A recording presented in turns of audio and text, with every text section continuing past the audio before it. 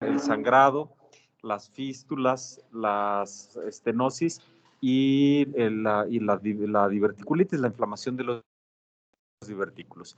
¿De acuerdo? Entonces ahorita vamos a ver una estadística muy interesante de los divertículos. ¿Ya tienen ahí el control? ¿Sí, verdad? Hey, pasa la que sigue, por favor. Bien, entonces primero vamos a hablar de qué es la enfermedad diverticular. Ponle allá arriba a tomar el control. Ahí mero. Ándele. Ándele. Excelente. Entonces, ¿qué es la diverticulitis? Son los cambios anatómicos y fisiopatológicos del colon que tienen que ver con la formación de divertículos. ¿Qué es un divertículo? Un divertículo es una formación anormal. Son como saquitos que se forman de herniaciones de la mucosa a través del músculo del colon.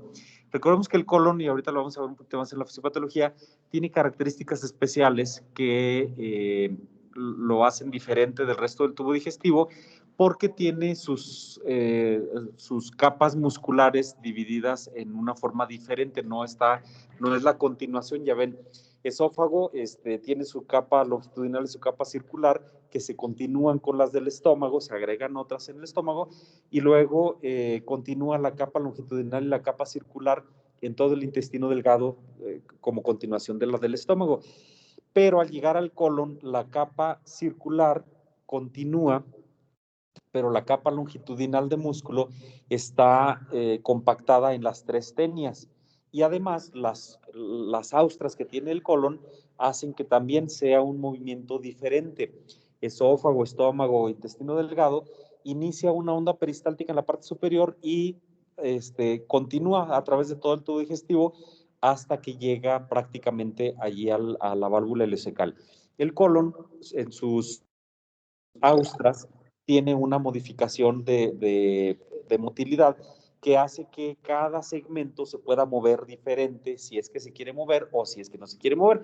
Y esto lo que provoca es eso, que una de las austras tiene movimiento, tiene una contracción, el austra que sigue está cerrada, está contraída, y eso hace que aumente la presión en el austra que está tratando de moverse, y entonces como aumenta demasiado la presión, la mucosa se hernia a través de la capa muscular, y eso es lo que da la formación de los divertículos. Cosas importantes. Los divertículos, así en general, son más comunes en el colon izquierdo que en el colon derecho. Otra cosa importante, los divertículos del colon izquierdo se infectan más y se fistulizan más y se estenosan más que los del lado derecho. Y los del lado derecho sangran mucho más fácil que los del lado izquierdo. Entonces, esa es una cosa importante. Y enseñanza para la vida. Colon derecho sangra más fácil que colon izquierdo. Tumores del colon derecho sangran, se manifiestan más con sangrado también que los del lado izquierdo. Los del lado izquierdo, los tumores o estenosan o se perforan. Entonces, divertículos también, los del lado izquierdo se perforan más fácil, se inflaman y se perforan más fácil que los del lado derecho. Eso así para que lo recordemos siempre, siempre, siempre. Paciente con dolor en el lado izquierdo, parte baja del abdomen, o tiene enfermedad diverticular, o tiene una estenosis, o tiene un cáncer que está estenosando o que está iniciando a perforarse, ¿de acuerdo? La que sigue. Entonces, son más comunes en el colon sigmoides. Échale la que sigue, Roberto. No, este muchacho está dormido. La estadística interesante que les decía, aquí vemos, y por eso les digo, cada vez vamos a tener más pacientes con enfermedad diverticular y con las complicaciones de ella, porque la esperanza de vida en nuestro país va aumentando. De tal manera que en la población general, el 30 al 35% de las personas pueden tener enfermedad diverticular. Así, poniéndolo en general, todos los grupos de edad juntitos. Pero a los 40 años apenas entre el 5 y el 10%, a los 70 años el 70% de la población y a los 90 años el 90% de la población. Recordar, pacientes mayores de 60 van a tener ya más comorbilidades, entonces ahí es donde viene mucho más la dificultad de los pacientes que tienen enfermedad diverticular complicada. Paciente diabético, paciente hipertenso, paciente con cardiopatía y que está tratado con anticoagulantes o con AINES para protección cardiovascular, pues siempre se nos van a complicar mucho más que el paciente que tiene el paciente joven, menor de 40, que no tiene esas comorbilidades. Entonces, esa es la otra cosa importante. Si quieres, para que se vea más grande la presentación, ponerle ahí, quitar modo del moderador en los 3 puntitos. Ahí, ponle ocultar vista de moderador. Ahí mero. Ajá. Ándele, ahí se ve mejor. Perfecto. Entonces, esa es la estadística muy interesante que hay que conocer y que hay que saber que los pacientes, mientras más edad tienen, más presencia de divertículos y por lo tanto más posibilidades de complicar esos divertículos. En cuanto a género, no hay una diferencia. Ahorita vamos a ver que de repente en algunos grupos de edad sí hay algo de diferencia, pero en general se dice que afecta a los dos géneros por igual. Es más común en sociedades mientras más avanzadas son porque menos fibra consumen en la dieta. Afortunadamente ahorita estamos en un cambio generacional que permite que ustedes se den más cuenta de que nos estamos acabando el mundo y entonces optan por las tecnologías más limpias, aunque el presidente le diga que a él le gustan las tecnologías sucias, pero la generación de ustedes busca tecnologías limpias, busca equidad, busca una alimentación más sana, busca cuidar a los animalitos, busca más cosas. Y entonces, por fortuna, antes de que llegara toda esta contingencia, ya veíamos un cambio en la generación donde detectábamos que antes, yo por ejemplo sí les decía, en mi clase pueden comer, no tengo problema con que coman en mi clase, y veía lo que comían, que generalmente una gordita, papas o cosas así, o lo que queríamos hacer la otra vez, sacar los panecillos ahí de la máquina esta que estaba abajo, era lo común, lo que veía uno con los alumnos. Y ahorita no, ya antes de la contingencia veía uno que ya los topercitos con ensalada, con agüita de frutas, con un estilo de vida más saludable, pues era lo que se veía. La doctora aquí ya dice, pues eso es en otro grupo, aquí no. Ve uno esa diferencia ve uno, por ejemplo, cuando va uno a un restaurante, cada vez hay más opciones de comida saludable, de más fruta, y eso es buenísimo porque nos modifica la estadística de esto, de la enfermedad diverticular. Entonces, por eso es más común en Estados Unidos, en Europa, porque ellos consumen realmente poca fibra. ¿Qué tiene una pizza de Little Caesar? Harina, hoy es viernes de alitas, ¿verdad? La ventaja de las alitas con cerveza es que la cerveza lleva fibra, tiene probióticos. Sí, pero no da fibra. Ese es el gran problema. O sea, la pizza, la hamburguesa de repente lleva un poco, pero ya veo que le quitan o hasta la pidan. A mí sin lechuga y sin jitomate. El puro pan con la carne. Entonces, ese es el gran problema, que consumimos poca. Sin embargo, bueno, me quitaste la idea de las alitas. Las alitas buenísimas, por eso a mí no me gusta el pollo. Pero tiene la ventaja de que es fibra, proteína, y si lo acompañan con cerveza, la cerveza tiene antioxidantes, tiene probióticos, tiene un efecto diurético, tiene protección cardiovascular. Entonces, si van a beber algo, beban o vinos tintos o blancos, que tienen, sobre todo los tintos tienen mejoría, y o cerveza. Los destilados es lo peor que pueden beber, ¿de acuerdo? El tabaco, ese sí, mejor no lo usen. Entonces, recomendación ahí también. Les decía yo al inicio del semestre que muchas de las cosas que íbamos a platicar aquí son más de la vida que de gastro. Lo aprenden en el libro y está padrísimo el nuevo de Villalobos, el 7. O hay una página también muy padre que se llama Gastro 24/7, nomás que tienen que pagar. Y ahí vienen todo cómo lo aprenden, y el Gastro 24/7 viene padrísimo porque está así bien digeridito. Los que somos miembros de la Asociación Mexicana de Gastro tenemos el acceso gratis a él. Ustedes tendrían que pagar por tenerlo. Pero en la Asociación Mexicana de Gastro, en la página de la asociación, vienen las guías de práctica clínica, que es donde están sacadas estas pláticas, y vienen también gratis. Entonces, Gastro la aprenden en el libro o ahí en la página de la asociación. Pero de la vida hay que también conocer y hay que ir sabiendo todo esto. Entonces, bueno, en Estados Unidos y en Europa se consume poca fibra, y la incidencia es menor en África y en Sudamérica, porque así en un estudio que hicieron la gente del Mato Grosso, por ejemplo, en la selva del Amazonas, evacúa 250 gramos por cada vez que evacúa, y evacúa 3 veces al día. Cada vez que come, evacúa 750 gramos de caca porque lleva fibra. Y ellos no tienen enfermedad diverticular ni tienen cáncer de colon. Sin embargo, en Estados Unidos y en Europa, la cantidad promedio de evacuación son 150 gramos cada tercer día.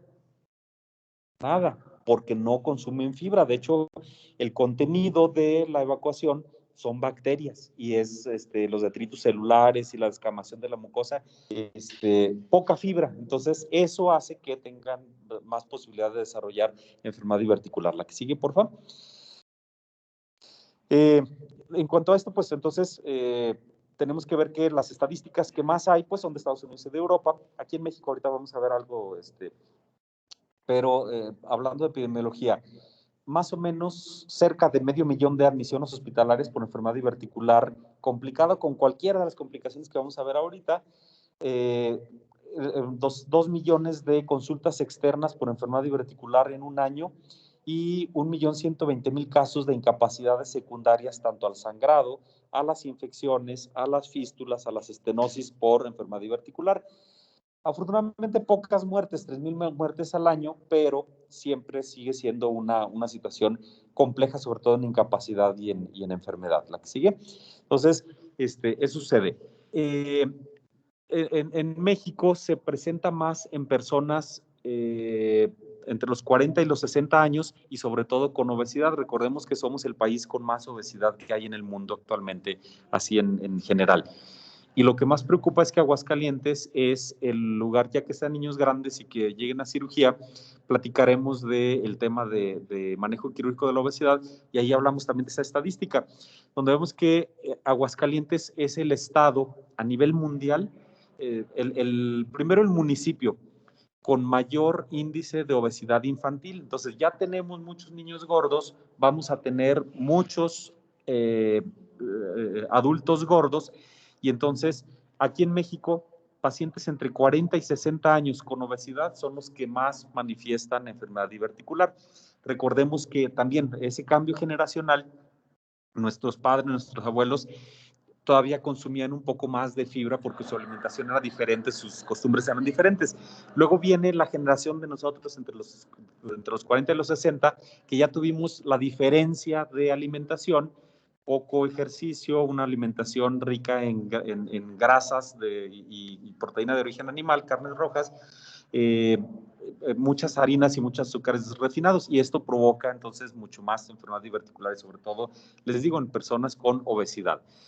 Decíamos que había una poca diferencia aquí. En los menores de 50 años es más común en varones. Entonces, hombre gordito entre 40 y 60 años con dolor en la fosa ilíaca del lado izquierdo tiene una diverticulitis. En las mujeres se presenta más entre los 50 y los 60 años y hay algunos factores desencadenantes importantes como es esto, el tipo de alimentación, el consumo de alcohol, sobre todo de destilados, ya lo decíamos, de tabaco, de café, sobre todo más de 4 tazas al día y mucho que tiene que ver el consumo de café soluble. El café en grano todavía lleva algunos beneficios, aunque lleva cafeína.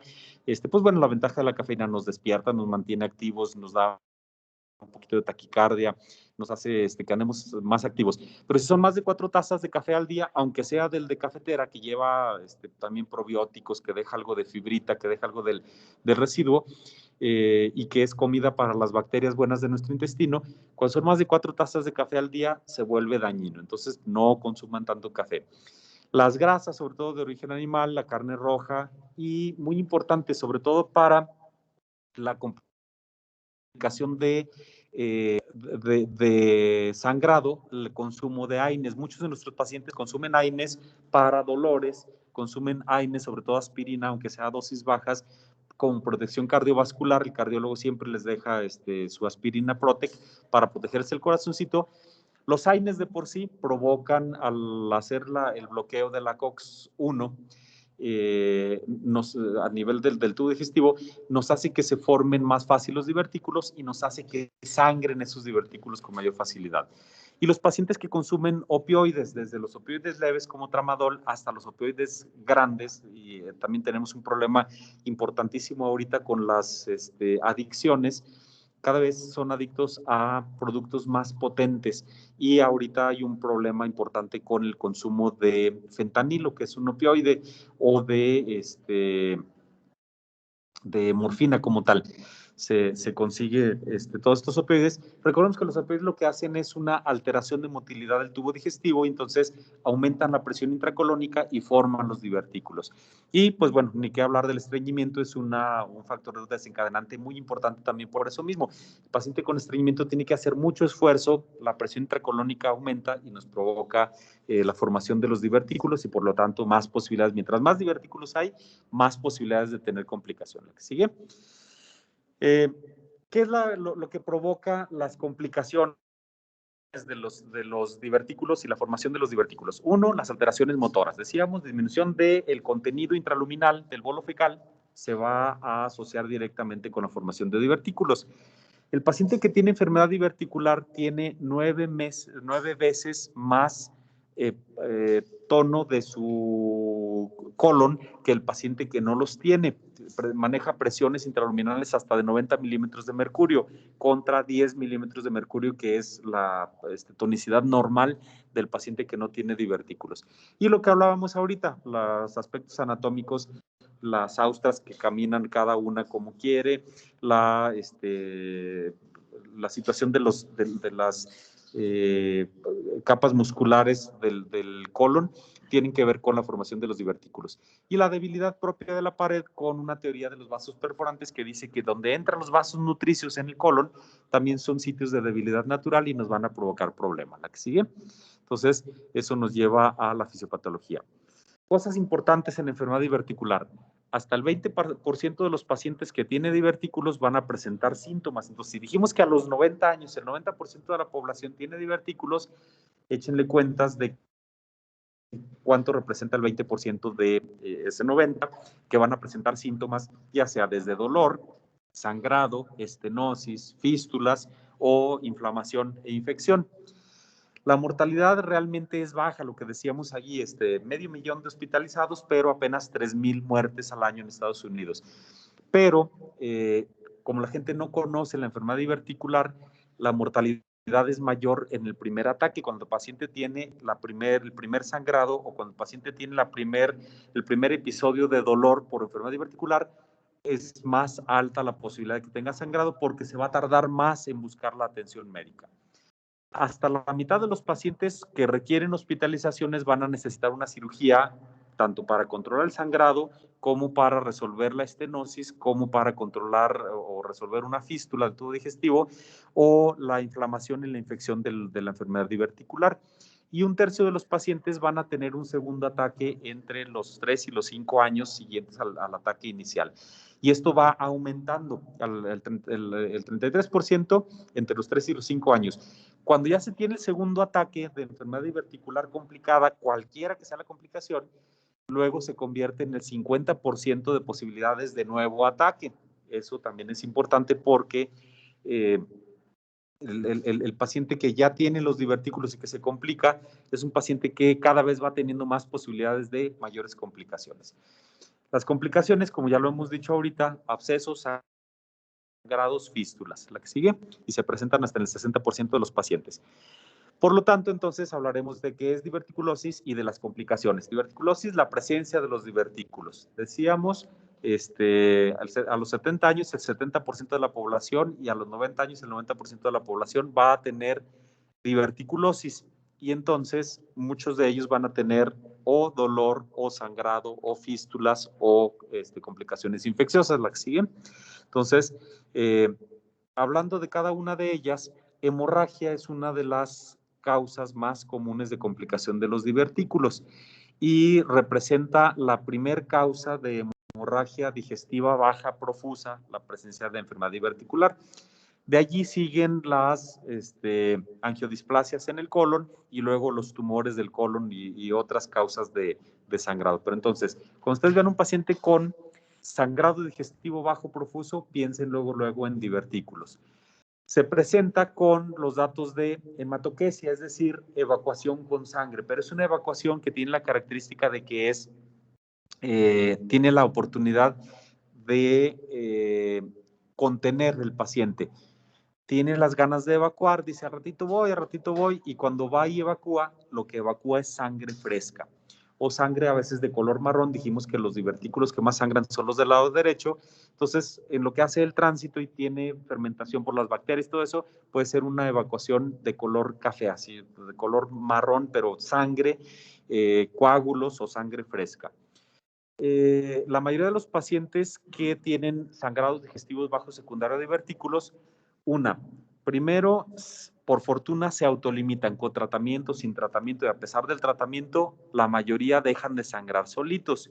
Sin embargo, puede ser, como dijimos que es sangrado profuso, el paciente puede presentar alteraciones hemodinámicas, estado de choque por hipovolemia, que van a poner en peligro su salud y su vida. Afortunadamente, la mortalidad por sangrado digestivo bajo por divertículos es baja, cercana al 2%, pero también va aumentando la posibilidad de resangrado hasta en el segundo episodio 25%, en el tercer episodio 50%. Y eso hace que de repente tengamos que pensar incluso en la cirugía como una causa o una oportunidad de curación de los sangrados por divertículos. La que sigue.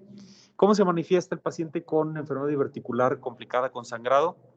Lo que dijimos, la hematoquesia, el sangrado de tubo digestivo bajo, con un examen clínico realmente irrelevante en cuanto a que no tenemos masas en el abdomen, no duele la panza, no le duele el abdomen al paciente con el sangrado. El sangrado se está provocando en el divertículo y el paciente tiene todo eso. Entonces, lo que sí se detecta pues son los datos de bajo gasto que tiene el paciente y la pérdida de sangre. Entonces, va a estar taquicárdico, diaforético. Es muy común que el paciente, recordemos que estamos hablando de pacientes de edades avanzadas, entonces es común que el paciente se presente. El cuadro así más general que vemos es una persona de edad avanzada que se levanta al baño en la madrugada y que la familia lo que cree es que la caída que tuvo el paciente en el baño es la causa de la enfermedad. Sin embargo, pues vemos al paciente que se levanta porque tiene las ganas de evacuar, tiene continencia, ya dijimos, es una hematoquesia, no es rectorragia. Entonces se levanta, va al baño y como se levantó rápidamente, tiene una hipotensión ortostática en ese momento, se desmaya, se cae, se golpea y evacúa la sangre fresca. Y entonces la familia encuentra al paciente ahí tirado en el charcote de sangre, con el golpe en la cabeza y cree que la causa del problema fue el mareo. No, pues la situación es que el paciente ya había sangrado y eso es lo que le provoca la hipotensión y la caída. Entonces, muchos de los pacientes se presentan así y es en la madrugada, generalmente cuando se tiene el sangrado. Entonces, lo primero que tenemos que hacer es reanimar al paciente, primero los líquidos intravenosos, mejorar las condiciones, colocar una sonda nasogástrica en el paciente con hemorragia digestiva baja. ¿Por qué sonda nasogástrica?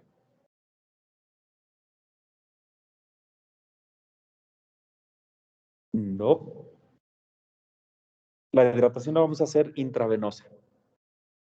Y si se necesita sangre, la vamos a transfundir también intravenosa. ¿Por qué sonda nasogástrica si el sangrado digestivo es bajo? Ya les di el 50% de la respuesta. Los que están en la casa, ¿cuál sería el diagnóstico diferencial de hemorragia digestiva baja? Hemorragia digestiva alta.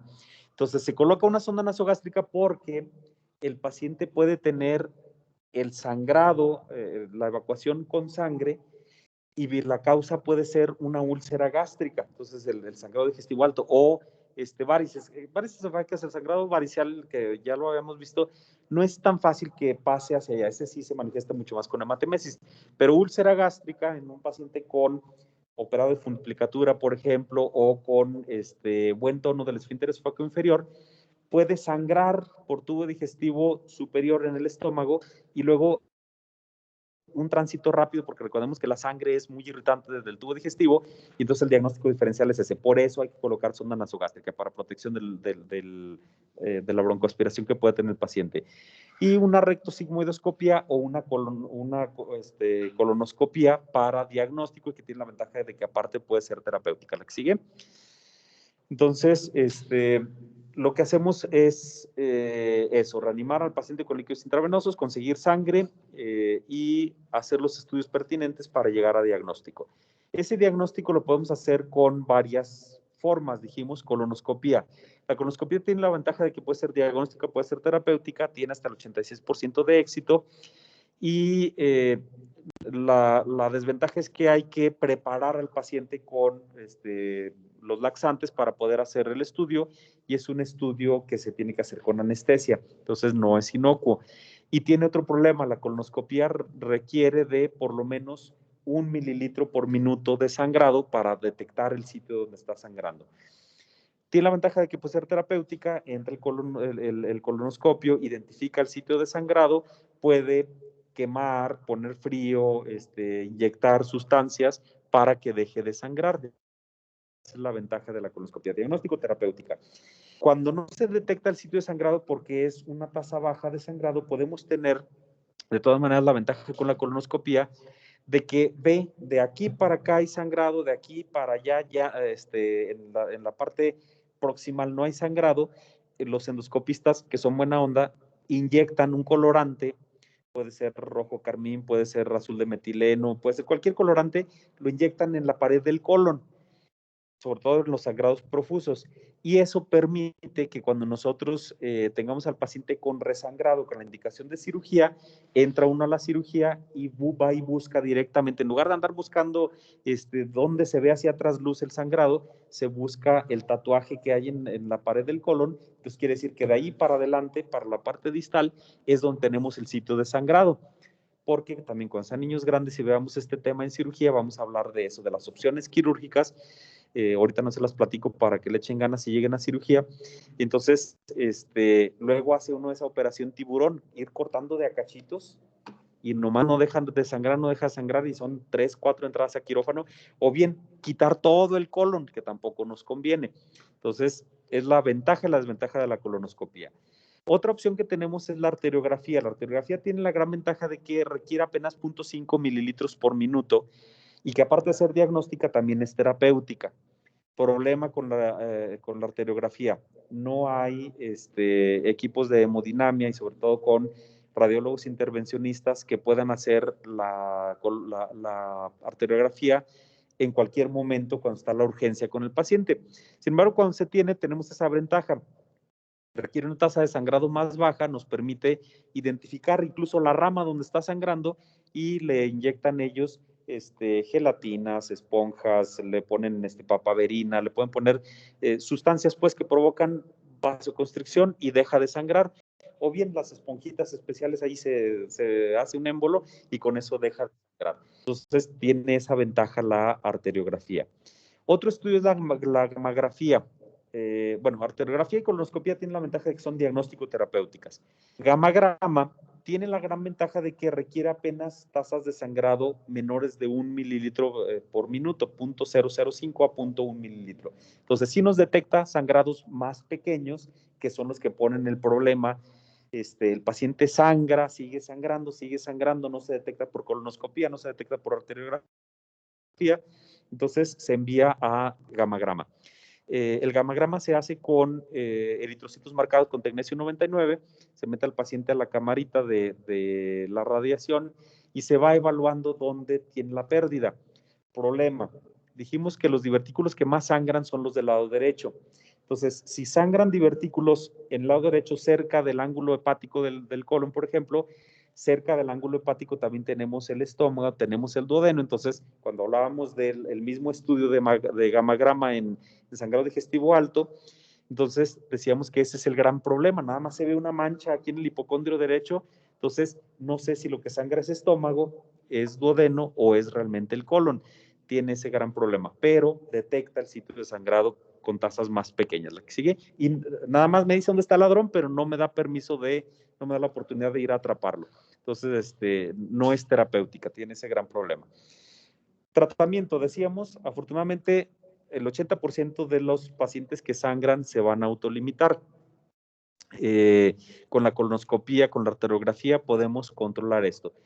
Cuando no hay necesidad de cirugía. Las necesidades de cirugía son aquel paciente que tiene hemorragia activa con inestabilidad hemodinámica, el que no se puede meter a colonoscopía, el que no se puede meter a la arteriografía. Ese paciente entra a quirófano y como ya sabemos que los divertículos del lado derecho son los que más sangran, pues entramos y cortamos el colon derecho. El problema es que si sangraba el lado izquierdo, va a seguir sangrando y les digo, terminamos cortando todo el colon. Otra indicación es los pacientes mayores de 60 años. Yo creo que pronto van a cambiar este criterio de los 60 años porque ahorita vemos pacientes hasta 70 años enteritos que hacen ejercicio, que están perfectamente bien. Antes, porque el paciente que llegaba a los 60 pues era un paciente realmente con comorbilidades, un paciente frágil. Entonces, pronto va a cambiar este criterio, pero ahorita sigue siendo paciente mayor de 60 con sangrado, entra a quirófano. El que ya está multitransfundido, el que requirió más de 5 paquetes globulares para mantener tensión arterial, frecuencia cardíaca y hemoglobina, es un paciente que va a requerir entrar a quirófano para controlar el sangrado. Los pacientes que ya se les hizo todos los estudios desde colonoscopía, el gamagrama, la arteriografía, la tomografía con reconstrucción, la angiotomografía, y no se detecta el sitio de sangrado, pues ni modo, también hay que entrar y por estadística ya sabemos cortar el colon derecho y la mayoría de ellos van a dejar de sangrar. Cuando el paciente tiene estado de choque hipovolémico refractario al tratamiento, cuando tiene hemorragia mayor de 2.000 mililitros en 24 horas, manifestadas por esa hematoquesia que sigue teniendo el paciente, ese paciente requiere tratamiento quirúrgico. El que tuvo recurrencia del sangrado profuso y los que tienen tipos de sangre difíciles de conseguir, antes de que se complique más, pues hay que operarlo y quitar la fuente de sangrado antes de que nos ponga en un predicamento porque no tenemos la sangre necesaria para poder transfundirlo cuando ya tenemos la pérdida importante, ¿de acuerdo? La que sigue. Diverticulitis es la inflamación de los divertículos. Como ya llegamos a las 40, les voy a dejar, y es la mitad de la presentación, le vamos a dejar aquí para que lean enfermedad diverticular del colon, sobre todo la complicación de diverticulitis, porque vamos a tener que explicar la clasificación de la enfermedad diverticular de acuerdo a los hallazgos tomográficos. Vamos a platicar de eso, cómo se encuentra cada uno de los grados y qué hacer en cada uno de ellos, que ustedes como médicos de primer contacto pueden diagnosticar y tratar la diverticulitis dolorosa, la diverticulitis con hinche y uno, y del 2 en adelante, pues ya tienen que derivar al paciente, pero saber eso, cuándo derivarlo, cómo derivarlo ya con el manejo con antibióticos, ya el paciente que le tenemos que decir, te tienes que ir al hospital y tienes que estar hospitalizado para el tratamiento de esto. Y cuál paciente va a entrar a quirófano de manera semiplaneada, que nos da oportunidad de todavía mejorar las condiciones, y cuál paciente es súper urgente que entre a quirófano. ¿Sale? Entonces, recordar que es la inflamación de los divertículos, que puede haber complicación de esa inflamación con nada más la diverticulitis dolorosa, el absceso, la perforación, las fístulas y las estenosis como consecuencia de la inflamación de los divertículos. ¿Sale? Entonces, lean el tema. La mejor guía de práctica clínica para diverticulitis es la que viene en la de la Asociación Mexicana de Gastro. Búsquenlo allí, amg.org, y ahí viene guías clínicas. Buscan la de diverticulitis y ahí habla completo del tema de diverticulitis. ¿Sale? Desde los hallazgos clínicos, los hallazgos radiológicos, las complicaciones y las indicaciones de tratamiento, los protocolos pues de tratamiento. ¿Sale? Entonces le dejamos ahí, pórtense bien. Es viernes, que ni su cuerpo lo sepa, ni lo sospeche, ni nada de eso, porque acaba de pasar los muertitos. Acaba de empezar hoy el Congreso Nacional Charro. Los antros en Colosio están a reventar. Y la gente ya cree que esto ya se acabó, que ya no hay ningún riesgo. Sin embargo, la ocupación hospitalaria sigue siendo elevada, sobre todo con pacientes jóvenes. Preocupa los que estamos vacunados con Pfizer, que decíamos, no, hombre, tenemos la más chida. Preocupa que hay gente con las 2 dosis de Pfizer que ya pasó los 6 meses, que algunos de ustedes, los que estuvieron en las jornadas, y sobre todo las iniciales que fueron vacunados con Pfizer, hay casos ahorita ya de enfermedad grave e incluso muerte, porque ya pasaron los 6 a 9 meses de vacunación. Las otras vacunas también, con esquemas completos, la gente sigue enfermando y sigue muriendo, entonces hay que cuidarnos demasiado. No salgan, váyanse a sus casitas, no le lleven, luego sucede esa otra cosa también muy importante. Hay un estudio interesantísimo creo que es de Bélgica, de los niños. Saben que los niños ya están yendo a la escuela como si nada, entonces los niños no se enferman. El profesor, aunque ya esté vacunado, trae el virus, se lo pasa al niño, vacunado o no vacunado, y el niño no se enferma, le da un cuadro levecito y hasta con prueba negativa. Recuerden que las pruebas tienen el 70% de falla la rápida y el 30% de falla la PCR, un porcentaje elevadísimo de falla.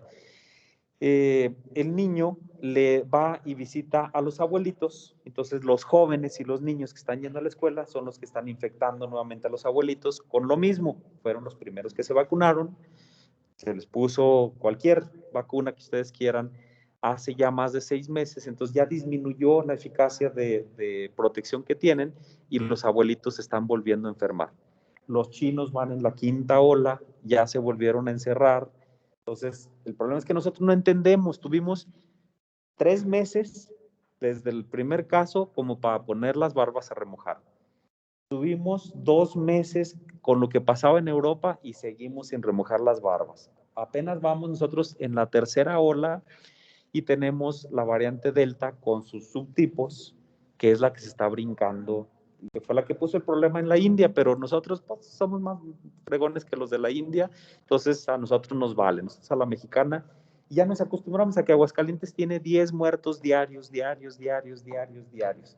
se volvió lo normal, 10 muertitos diarios, ya ni siquiera se contabilizan los casos nuevos, porque muchos de ellos están en la casa, otros son subclínicos, otros están tosiendo en los lugares y ni nos damos cuenta, ya. Y el otro gran problema, acaba de iniciar la vacunación contra influenza, pero hay el 10% de vacunas de influenza en relación a hace 2 años. El año pasado nada más se soltaron 30% de las vacunas porque estábamos utilizando cubrebocas y dijeron que como no hubo tanta enfermedad por influenza, no necesitábamos vacunas. Este año sigue siendo lo mismo, hay nada más el 10% de vacunas contra influenza. Y el gran problema es que ustedes regresan al hospital en enero. Tendrían que vacunar ahorita para que en enero y febrero, que son los meses difíciles de influenza, tuvieran la protección. Y que ya me calle, dice. Que ya no los asuste más, que no sea fatalista. Pero cuídense, protéjanse, protegen a su familia, ¿sale? Vámonos, pórtense bien. Adiós.